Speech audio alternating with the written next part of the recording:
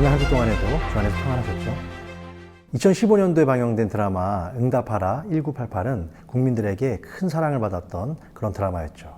그 드라마에는 당시를 살아갔던 부모님들의 삶의 애환이 잘 묘사되고 있습니다. 그 드라마에서 주인공 덕선이 아버지 역할을 맡았던 성동일은 은행 직원으로 빚보증을 한번 잘못 썼다가 결국 남의 집 반지하에 들어가서 살아가는 안타까운 신세가 되고 마는데요. 당시에만 해도 주변에서 흔히 볼 수 있었던 빚보증 문제 때문에 큰 어려움을 겪었던 이웃들의 살아가는 이야기를 주된 내용으로 갖고 있습니다. 소위 보증인이란 채권자에게 돈을 빌리고 갚겠다는 약속을 기한 내에 이행하지 못했을 때 그 사람을 대신해서 빚을 변제해 주기로 약속한 사람, 인적 담보자를 가리키고 있습니다. 누군가를 대신해서 보증을 서줄 수 있는 사람은 그 사람과 자신을 같은 운명 공동체로 여길 수밖에 없겠죠. 남이 한 약속에 대해 내가 책임을 지겠다는 것은 그 사람에 대한 철저한 신뢰와 사랑이 없이는 실현 불가능한 일이기 때문입니다. 여러분에게는 서로를 위해 손해를 감수하면서까지 대신 보증을 서줄 수 있는 친구가 곁에 몇 명이나 있으십니까? 만약 그런 친구가 한 두세 정도만 있다면 정말 행복하고 성공적인 인생을 살았다고 볼 수 있습니다.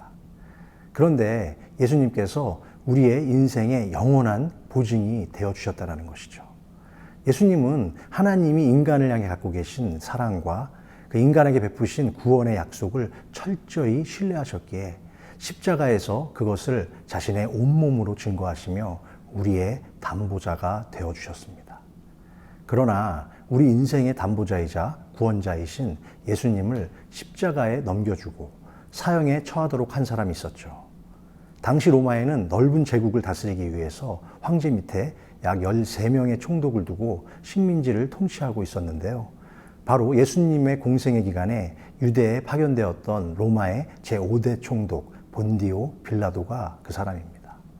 그럼 저와 함께 오늘의 주인공인 빌라도를 만나러 떠나보실까요? 빌라도는 성경에 등장하는 많은 인물들 가운데 이방인으로서 가장 유명한 인물이자 참 운이 없었던 비운의 인물이기도 합니다.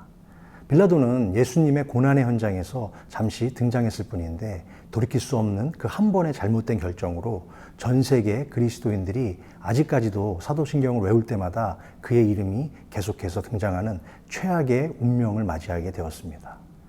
본디오 빌라도라는 이름에서 본디오란 로마 제국의 지방 호족이었던 본디오 가문을 의미하고 빌라도라는 이름은 창으로 무장한이란 뜻을 가지고 있습니다. 즉 그는 로마 제국 초기의 기사 가문 출신으로서 군사적 업적을 인정받아서 로마 제국에서 이 같은 지위를 누리며 살았던 것으로 추정하게 됩니다.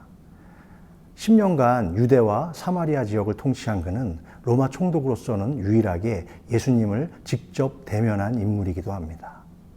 당시 총독들은 유대 통치를 원활하게 하기 위해서 유대 사회의 최고 지도자인 대제사장에 관한 임명권을 갖고 있었으며 예루살렘 성전에서 발생하는 사건에 대한 최종적인 결정을 내릴 수 있는 더 큰 권한도 가지고 있었습니다. 유대인 역사가 요세푸스에 따르면 빌라도는 유대인들로부터 극심한 미움을 받은 인물이었다고 전해지고 있습니다. 빌라도는 총독으로 부임하자마자 유대인들을 강하게 억압하는 정책을 펴과 동시에 로마에 대해 적대감을 표명하는 열심당원들을 색출해서 처형하기도 했다고 전해지고 있습니다. 전승에 따르면 예수와 함께 판결을 받은 죄수 바라바도 이런 열심당원 중에 한 사람이었다고 전해지고 있습니다.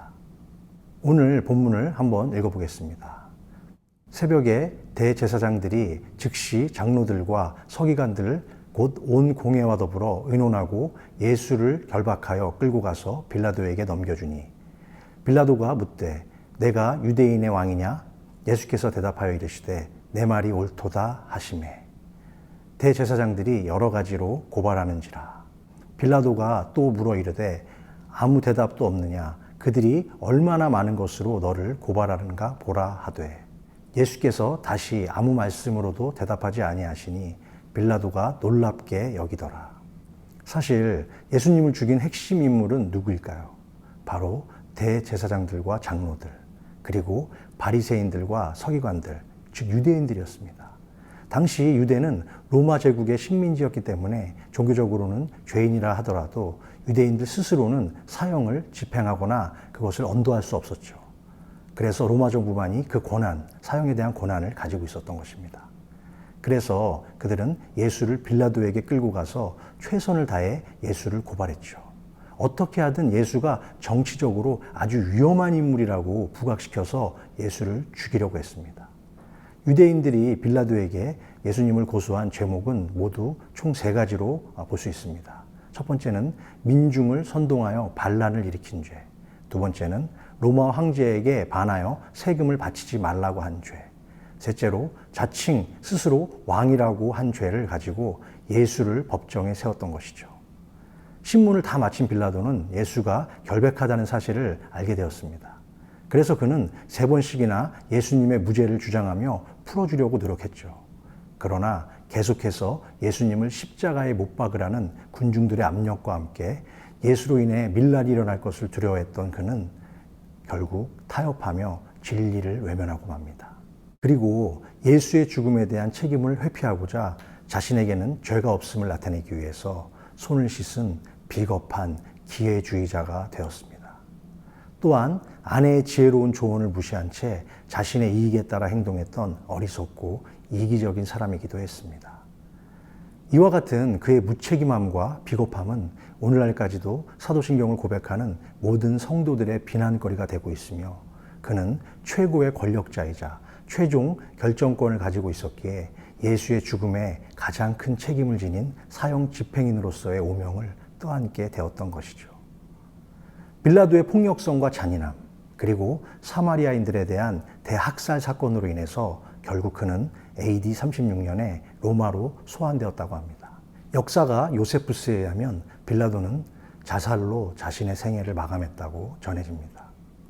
사랑하는 성도 여러분, 자신의 이익을 위해서라면 무죄한 자의 생명까지도 소홀히 여겼던 빌라도의 비겁한 행동은 비난받아 마땅하지만 사실 빌라도의 모습은 온전치 못한 저와 여러분의 현실의 모습이기도 합니다. 빌라도도 처음부터 예수를 십자가에 넘겨준 것은 아니었습니다. 예수님의 무죄를 알았기에 3번이나 예수님을 구하려고 노력은 했습니다. 그러나 최종 결정권을 가진 리더로서 그는 가장 치명적이고 중요한 결정 앞에서 아주 잘못된 선택을 내리고 말았습니다. 빌라도를 통해서 우리는 리더가 얼마나 중요한지를 다시 새삼 깨달을 수가 있죠. 리더의 가장 중요한 자격과 역할은 무엇일까요? 그것은 문제가 발생했을 때 책임을 회피하거나 손해를 볼 것을 두려워하여 진실을 외면하고 거짓과 타협하는 것이 아니라 공의와 정의로 판단하며 나를 희생하면서까지 모든 책임을 질 줄 아는 사람, 그것이 바로 리더의 덕목이라고 생각합니다. 비겁한 기회주의자였던 빌라도, 그의 삶을 통해서 저는 여러분들에게 한 가지 질문을 드리고 싶습니다. 나는 어떠한 일을 결정할 때 손해와 불이익을 감수하면서라도 진리를 외면하지 않을 수 있는 믿음이 있는가? 성경은 말합니다. 내 하나님 여호와께서 내게 주시는 각 성에서 내 지파를 따라 재판장들과 지도자들을 둘 것이요 그들은 공의로 백성을 재판할 것이니라. 그럼 이번 한 주도 주님의 은혜와 사랑으로 늘 평안과 감사가 여러분의 가정과 삶 속에 넘치시기를 바라며 다음 이 시간에는 제15화 한 알의 미랄이 되어 스데반 집사편으로 여러분을 찾아뵙겠습니다. 안녕히 계십시오.